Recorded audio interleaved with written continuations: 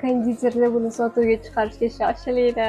Bunaqa nejniy tortda buvilarimiz ham mazza qilib yeyishadi. Birinchi kremini qilib olamiz. Qaymog'iga tvorojniy sir, sgushonka solib, krem holatiga keltirib, xolodilnikka olib qo'yamiz.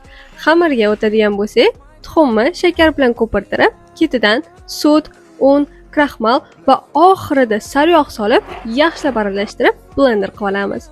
Blinchiklarimizni chiroyli qilib pishirib olamiz va tortimizni yig'ishni boshlaymiz.